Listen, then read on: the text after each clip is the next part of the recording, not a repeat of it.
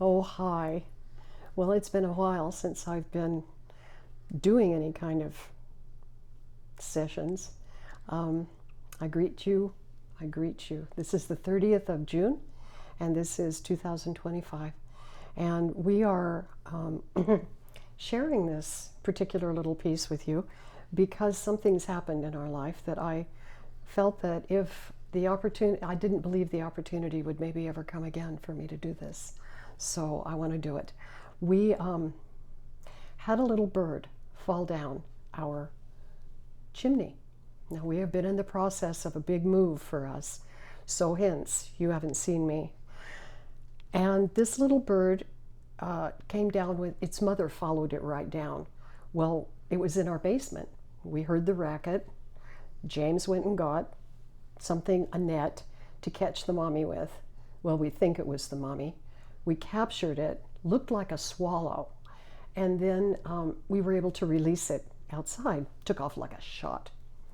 Well, the next day, many little rustlings were heard downstairs, and it was finally determined. James found, he said, there's something down here, and he said, I think you need to come and see. So I went and looked, and we determined it was the baby bird. It was a baby bird had fallen down the chimney and had also ended up having to have fallen off the fireplace hearth onto the cold cement floor and had been there all night and probably a good portion of the day before, as well as some of the day that we found him. So that was about 2 days ago, because today is day number 4. So we're on the 4th day. And I was hopeful that he, I'm assuming it's a he, and I've named him appropriately Clark, because he jumps tall chimneys with a single bound. And he's a little super bird. So Clark is what I kind of named him. So we decided, I was hoping he was a little bit older, because then if I'd known how young he was, maybe I would have been a little more apprehensive. But so I'm setting up for a meal right now, and I'm going to talk to you about what I've been doing, so that should anything like this ever happen with you, maybe you would have some kind of an idea as to what to do. For the feeding, what I found, this was an excellent little tool. It's a straw, and I cut it right about to here, which is maybe half an inch, cut into it and cut that half off, and then just trimmed down like you would a fingernail, trimmed down the sharp edges so that they couldn't connect with him or cut him, and then did the same on the other end, so I'd have a utensil that if it got kind of clogged, or maybe I could use the other side too. And then, now that's for feeding, and then I just a little tray, it's just the lid of a jar, and I wet some little tiny pieces of paper towel, and I have 2 of them here, and that is when I'm done feeding him, or in the middle of the feeding, if he's got too much goop underneath where his crop is, or on his face. Sometimes I've got something on his eye. His eyes are not opened yet, and we have determined this is probably a little swallow. But anyway, and I'm going to guess that he's maybe 6 days old now, because he's not giving any evidence, according to everything I saw on Google. He's not giving the evidence that I would like to see for a 9-day-old one, but he is beginning on the ends of his little feather, of his wings. He's got the little black tips that appear as though his feathers are starting to come in, but they're not in, and his eyes are not open. Okay, so this is for a little bit of cleaning, and what I do with this is I just massage it lightly close to, not pressing. So you're not wiping, you're just kind of letting the wet paper towel do the wipe off. Okay, and then I have a little cup. And in this little cup, I put about 1/4 of a teaspoon of this Gerber baby food. Gerber baby food. Okay, and it's chicken. We had a choice of chicken or beef. We decided that chicken was probably better, even though it's a distant cousin. I think this is probably all right.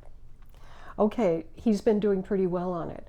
Now, we haven't varied the diet. What I do is I take about 1/4 of a teaspoon and I put it into this. I then take 1 grape, a small grape, and I put maybe 4 or 5 drops in here. And then I've left it where it was just that, or added 1 or 2 drops of water so that you get a consistency that is not really too runny. It could drip if I poured it too much. Oh, sorry. It would drip if I tipped it too much. Okay, but it's just a little runny, runnier than peanut butter. Runnier than peanut butter. I'm trying to think what it would have the consistency of. Definitely runnier than pudding. Okay, so something that literally I can take the tip of this utensil when I dip it in here, and if he opens his mouth wide, which he has on occasion, I can then kind of, shake it into his mouth. And so, but I haven't had that very often. Normally what happens is he just opens his mouth a little and he's got this teeny tongue that's about the size of a hair or a thread. Very tiny. I almost didn't see it at first. And he's lapping it up. Okay. They say that they're to have poops after they eat. And initially, 2 days ago, I didn't think that was what I was seeing. And then, victory. I did see it, and it happened in the bedding. So I take his bedding out, shake it outside, and I put it on hot, wash it on hot in my washing machine. Sometimes these little birds have parasites, and since you will be sharing the washing machine with your own clothes, it's a good idea. I have a system of using borax and water to drench my clothes with before I use about 1/4 cup of borax with warm water, and I usually pour that over my clothes, which will kill parasites, by the way. And I put that also over his bedding, and then I wash it on hot, and that should take care of it. Also, when you're done, make sure you wash your hands really well. Make sure you get the tips of your fingers. Sometimes we don't pay attention to that because I use my bare hands to hold him. He enjoys the warmth of my hands and he'll try to nestle in, and it's the cutest thing. And he doesn't like to come out of my hand. So I thought about using gloves, but it wouldn't be good. And you want to be careful of his little claws because anything that he can get them into is very difficult to get them out. So you kind of you have to wait until he releases. So in the beginning, I used cloth that was too soft and kind of fuzzy, and he got his claws in them, and he wouldn't release, and you have to be so careful because he's so tiny. So I had to wait till he released, and he released his claws to be able to come into my hand. So that was good. So I learned to do a different kind of cloth. I have paper down on the bottom of his box, just like butcher paper, something that's not too slick for him to walk on, because if he's doing too much sliding, somebody else on Google says, well, they're forming their bones and everything, so if they're sliding too much, they could deform their legs. So the butcher paper, this is a rough butcher paper, and it offers a resistance. And then I have a couple of rags that I put in there, but not the fluffy towel kind. If there's loops on the fabric, they can get their little claws stuck in them. And again, that was something that I had to get him to release it on his own, which took a little while. You have to be patient with this. And then, so what I did was I used workman's rags that don't have any fuzzy on them, that are just that rough cloth. That was terrific. And I've got that, and I have another I do have a part of a towel that I use, only it's one side of it is velour. So that's the side that I put toward him, and he can walk on that more easily than anything that's got something that he could get stuck in. So just a thought. Okay, so the workman's rags, which are not fuzzy or have loops, and if you have any old velour, one-sided velour towels, the velour side is good. So I'm going to take him out now. He's going to squawk a lot.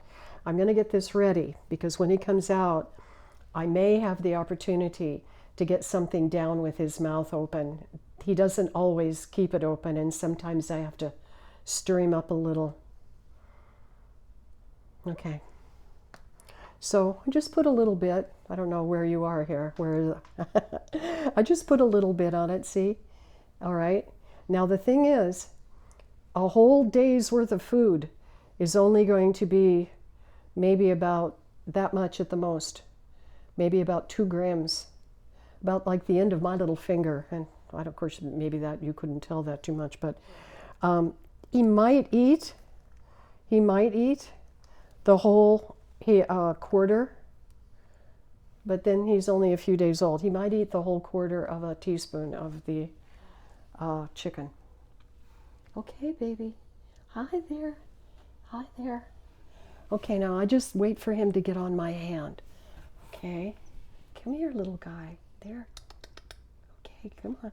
And he's got his foot on his little... I wait for him to release. I'm going to take the whole thing up so you can see this process. See? I wait for him to release on his own. Oh, look at those beautiful wings. Okay, okay, okay. See, he just releases on his own. But if you can see the tips of his wings, he's just starting to get the... Oh, look at that. See? He just nestles right in there. Okay, okay, okay. I hear you. I hear it. Now I cover him very lightly. But he does like the warmth of the hand.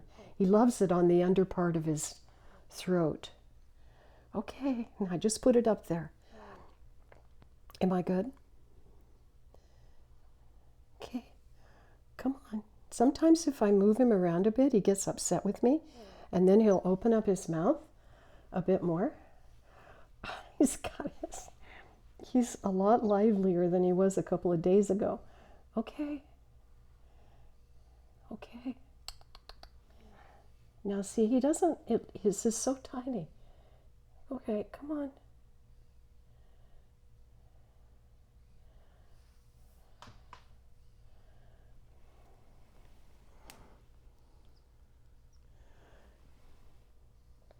See, it almost doesn't even look like it's enough for him to be taking. Now I am feeding him. I was feeding him in the beginning about once an hour. And I did that for a day. But now we're not as much, maybe once every 2 or 2.5, maybe 3 hours.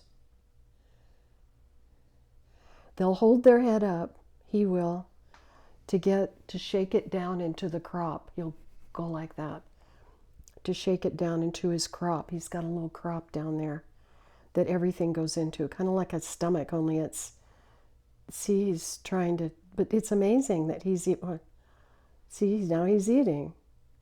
But you can hardly see him take anything. It's incredible.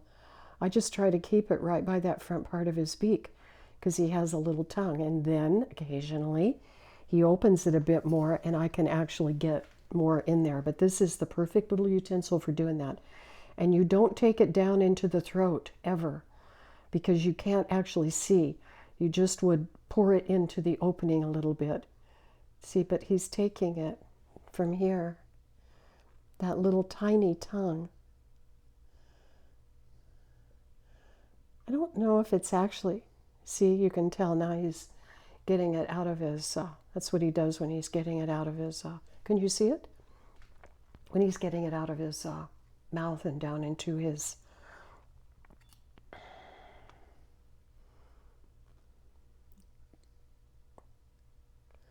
come on, little guy. There you go. Come on, come on, come on.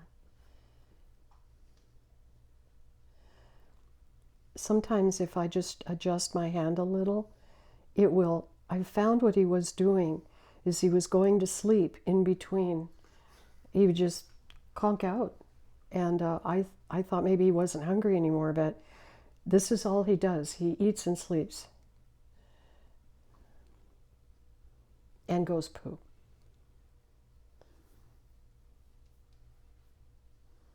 Come on, little guy. See, he's already probably starting to, he gets real comfortable, see, and then he kind of starts to go to sleep.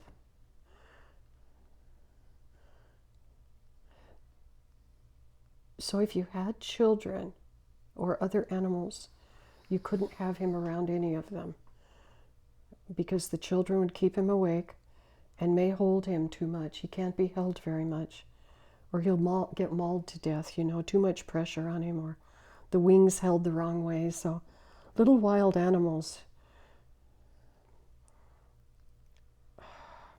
He's getting into an awkward position here on my hand. Okay, so, and I want to be careful. I have to be so careful of his little wings. I don't want him to stick them out and get him in the way. And anyway, they're so delicate. Okay, now we've got him this way. Okay, baby. Okay. See, he's getting, his feather development is already just in a couple of days. It's amazing. It's already, oh, come on. You're getting ready to go to sleep, I can tell. You can't go to sleep. You have to eat. He gets very upset if I disturb his nap. He doesn't like it. Look at it, it's starting to go already. He's just a baby. Okay, come on. Have a little. He's actually fallen asleep on a drop of the food now. You have to wake. Yeah, you do.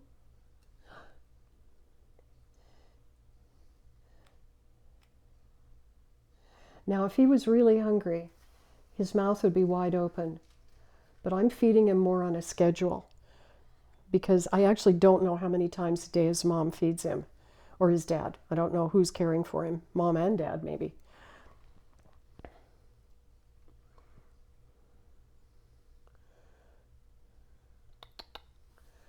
But there he goes. He's opening his mouth and he's licking. There he goes. He's going to go for it. Yeah, a little zesty moment there. And now he's going to sleep. It was that fast. Okay. All right, so it takes a little patience. And, okay, I missed it. Ooh, I would have liked to have gotten into his little mouth right about that point. And he's eating it from my hand, right here. Right there he is, I can tell. And now, okay. I'm wondering if they eat it like this from the nest, if maybe she doesn't get to all the little mouths and maybe just regurgitates her finding, the mother when she goes out and hunts, and then just kind of spits it out for them in the nest. And then they just eat it that way. And that may be possible.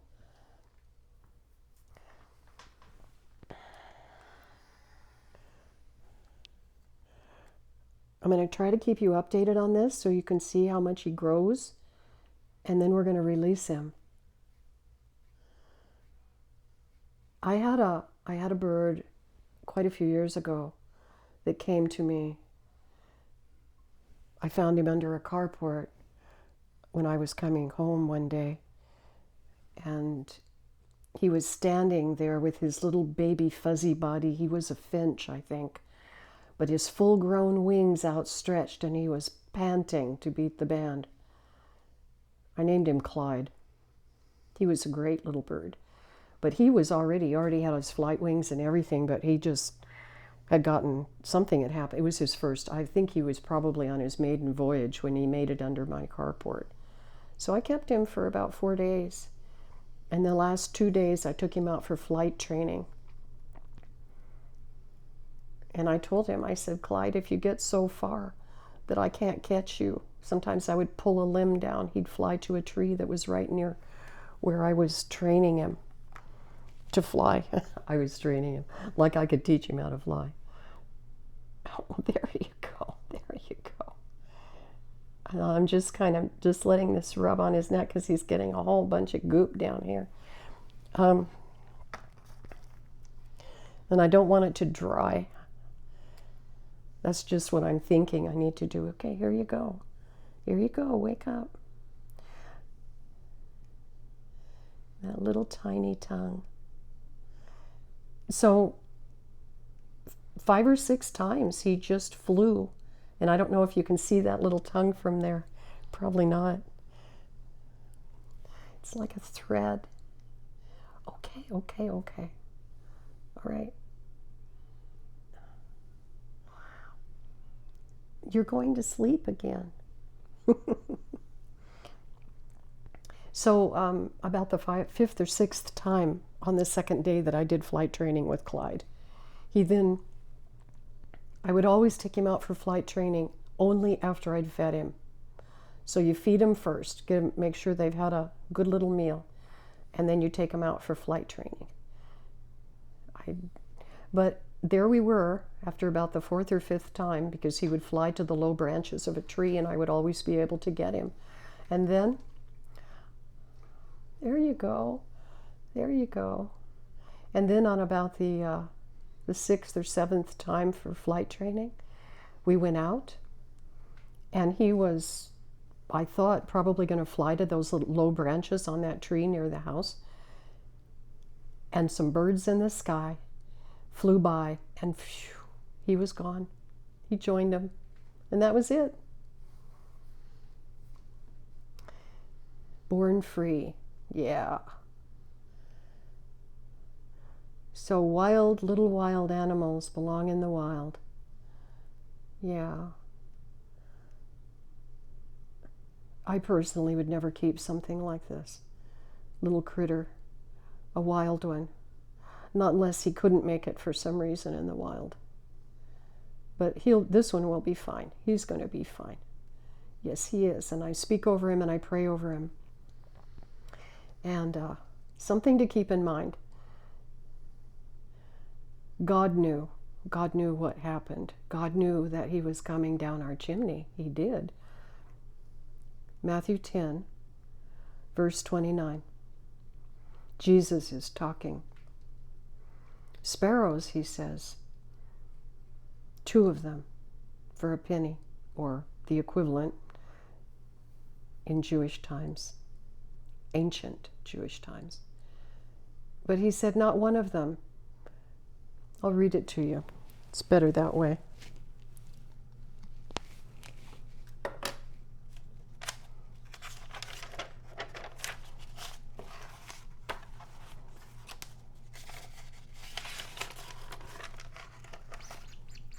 Okay. I'm back.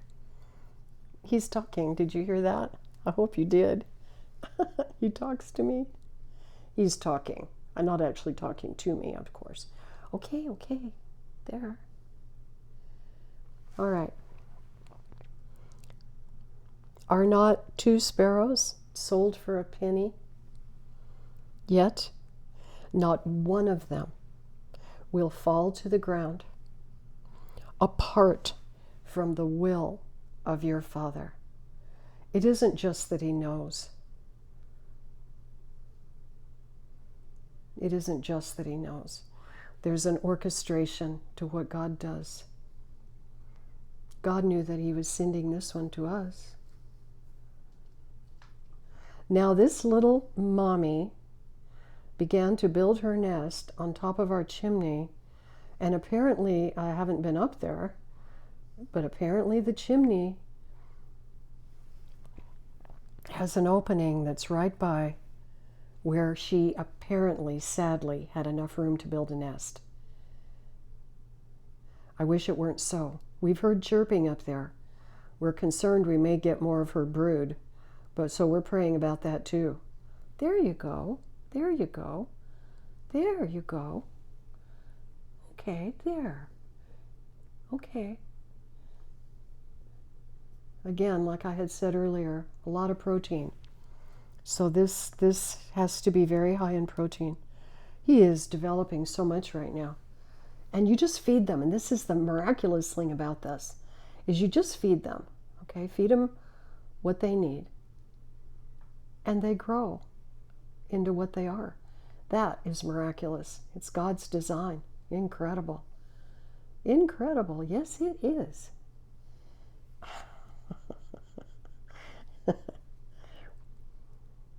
Now I can tell. I try to look at his crop to see if it's any bigger, but it's so tiny anyway. Now he is taking this right out of my hand.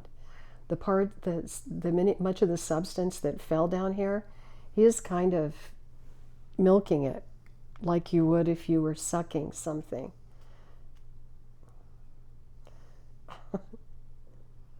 Now he's got his nose and everything just stuck right in it. It's like a gruel.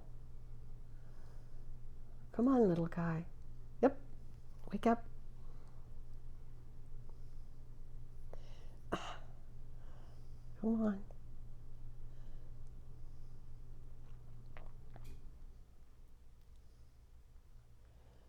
There he goes, see, and I guess I don't know if you can see any of that.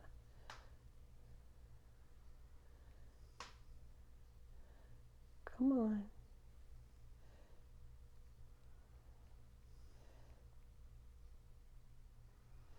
See, it just requires a lot of patience.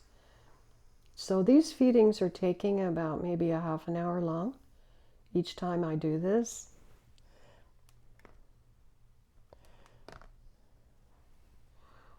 Come here, little guy. But again, I can't tell how much he's actually getting. But that may be pretty good. That may be pretty good. Okay. All right, I think we are pretty good. He'll sleep and he'll sleep and he'll sleep. Now I clean this out, like I said. The pipette part I clean out every time. Occasionally I'll use this for a second feeding, but I don't let it sit for hours and hours. I'll let it sit maybe 2.5, maybe 3 hours. And then he'll eat the rest of it, and then we have to get a whole new batch. I do put it in the microwave for about 3 seconds. That's all. More than that, it's way too hot. And then wait till it cools down. I feel it with the back of my finger because that's real sensitive to see how cool it is, so that it's warm and not refrigerator temperature, just like you would for a baby. Okay. Now this is what he's kind of been laying on. So it's not got any nub. It's, again, like I said, the velour part of a towel. So it's kind of smooth without a whole bunch of stuff that he can get his little claws stuck in. I'm thinking that it's hard for him if he's trying to walk. He keeps getting them stuck in stuff. So I have this for him to lay on, but then he's got the rest of the box that has the paper on it. And then I have this, and I just have I have it folded in two, and I've actually warmed this up in the microwave for 20 seconds, and it's a pretty good temperature, but it doesn't stay warm because there's no dampness to it, so it just kind of evaporates. But I can get it to him quickly enough to just lay it gently over the top of him, and it gives him that warmth, and he just loves it. And last night when I put that just over him after I'd given him the best feeding ever, he conked out at 5 o'clock and didn't wake up. Well, he probably woke up earlier, but I didn't feed him until 9, and he was not chirping for food. So I got about 4 drops of this into his mouth, and it was probably too much. But I had been so concerned because I didn't know if he was getting enough. Their little crop will bulge, so you would want to look at that before the feeding, and then as you go along in the feeding and you get him to raise his head, and I get him to do that by, I just kind of wiggle my fingers a little. That usually annoys him, and he's chirping. He's not happy about that. How dare where he's laying disturb him. But he desperately wants to go back to sleep. So I'm thinking that when we got him, he was maybe 2 or 3 days old. And I'm sure that would, if I had known that at the time, I probably would have been apprehensive.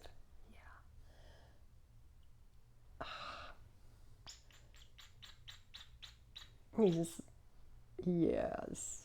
Okay, you little sweetheart. Okay, well, we're going to put you down. Oh, and the other thing, too, that was wonderful is that when I went to feed him this morning, he had a massive poo, which was wonderful. And it was a perfect little poo. Apparently, they poo, it's like they call it a sack. It's actually like a little sack that they drop. And I was so impressed and I was so grateful. I thought, oh, everything works and he's doing what he's supposed to do. So for now, Clark and I say good day, and we will update you further on his progress. Bye-bye. God bless you.